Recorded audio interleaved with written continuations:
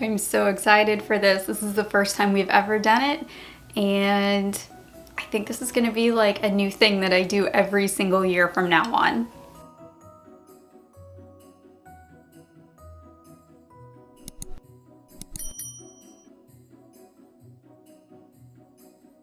Hey guys, welcome to my channel. My name is Mandy, the Handmade Homeschooler, and today I'm giving you our plans for Christmas school. Okay, so I've never done Christmas schooling. I didn't know this was even a thing, okay? I've been homeschooling for 7 years, and I didn't know that this thing called Christmas school was a thing. I had never heard about it until I think last year, and by then it was too late for me to do it, so I'm doing it this year. And I'm gonna explain what it is real quick if you have never heard of it like me. I feel kind of silly because I didn't know about it because I've been doing this for so long, and I know YouTubers and things, like, I feel silly. So we are going to get into this video and I'm gonna tell you what I plan to do for this month and how it's gonna go down. If this is your first time at my channel, I want to welcome you. Make sure that you hit the like and the subscribe button, and down below in the description box, I have links to free curriculum, all sorts of resources, and a link to our free Facebook group for homeschooling parents. So Christmas schooling. What is Christmas schooling? Christmas schooling is basically when you do Christmas stuff for school. That's probably the easiest way to explain Christmas schooling. Whether that's a unit study or, you know, you kind of just turn your regular lessons into Christmas plans. And as long as it's educational, that's Christmas school. All right, so here's what I plan to do. I really had to think about this because I wasn't sure how I wanted to go about this, because there's certain subjects that I did not want to completely quit because of brain dumping. And brain dumping is something that people do, especially children, when they are not in practice of it for a while. Think like the 3-month-long summer that public school kids have. A lot of times they have to go back and review for a month or so before they can get into the actual grade work that they're going into, because they kind of dump a lot of the things that they were doing that previous year. And if you follow that schedule, you might have seen that too. And a lot of times our curriculum is built to cover that month of review or so when we start a brand new school year. So here's what I plan to do based on the actual calendar. The weeks of the 5th, the 12th, and the 19th are all full weeks without a Christmas holiday because Christmas falls on a Sunday. So those 3 weeks I plan on doing Christmas school. So right now we're in the last week of November and today is December 1st, just for reference. So all this week is normal school. Next week is when we're gonna start this. So what do I plan to do for Christmas school? I'm so glad you asked. So I had to write this down because it's gonna be a little bit different for each of my kids. So they each have a list of subjects that they're going to keep doing like normal, and it's for different reasons, and I will explain that, because if you're gonna make your own schedule like I am, you might wanna use this as a reference using the reasons that I'm using. So first, what they're both gonna be doing, let's start with that. So they're both going to be doing the Campfire Christmas Around the Campfire Christmas unit. That was a mouthful. Sorry, there was too many Christmases in that sentence. Anyway, they're going to be doing this unit, and we're gonna be doing it together, all 3 of us, and 4 if you count my husband. Now, I did an in-depth review of this already, and you guys can see that video. It is up on my channel, and it comes with the companion guide, the core connections, and that kind of expands on that unit for different subjects. So they're going to be doing that. I don't anticipate, knowing my children, that this is gonna take very much up of our day. We're gonna be set up to have plenty of time to do a couple of other subjects that I don't really want them to brain dump. So let's talk about those real quick. So for my 10th grader is kind of in a weird spot because he had surgery on his mouth recently, and he got delayed with some of his subjects. So he was like on the right track, and he was tracking with the same weeks as my other student, as my other child. And all of a sudden, like, he got like all over the place because of surgery. So he's kind of, I don't want to say making up work, but he's kind of just now getting back into the groove of everything. So here's what he's going to be doing along with his Campfire unit. He's going to be doing his math, because we are not brain dumping math. That's the biggest one. Like, I knew that even if we did no other subjects, we were still going to do teaching textbooks, because I do not want them not doing math for like 4 or 5 weeks. That would be really bad in the middle of the year.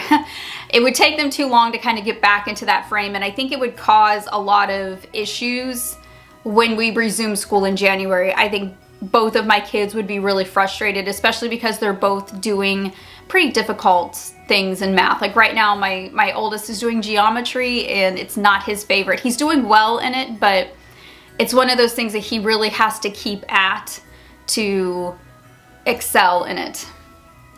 So anyway, he's going to be doing math.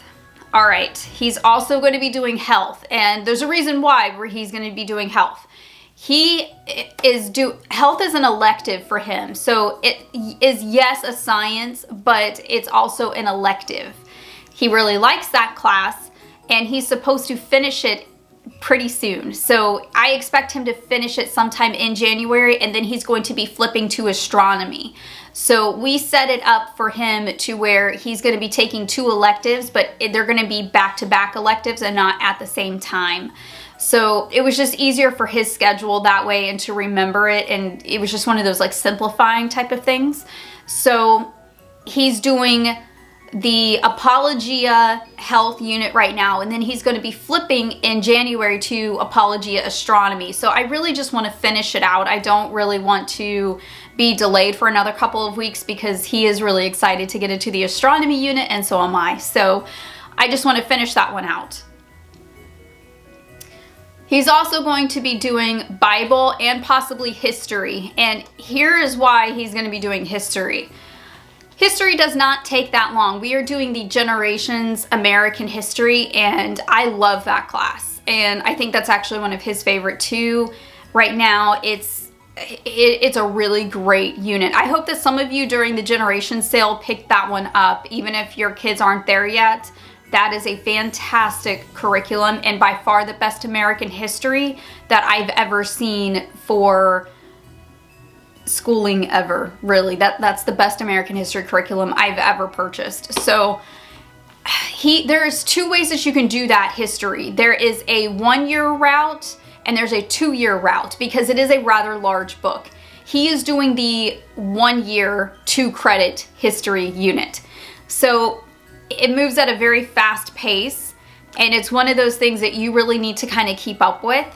So we are going to be still doing that history, because I do want him to get as much of it in before the school year is over. And of course, he's going to be doing Bible. That's just a given.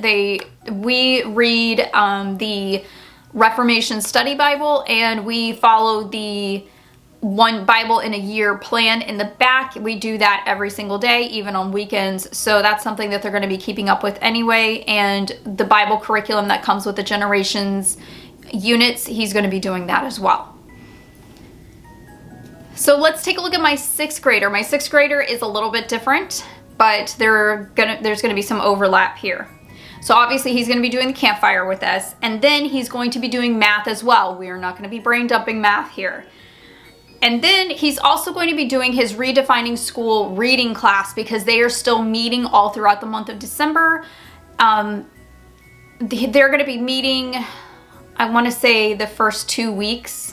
So he's got a live Zoom class today with Redefining School, and then I think he has 1 or 2 more weeks after this. So up until the middle of the month, they're still going to be doing class. And it's a follow along type of class. It's like a live class. So it's not one of those like you can just purchase it and do it whenever you want type of things. Like every month is a new thing, and they meet throughout the month and talk about the assignments.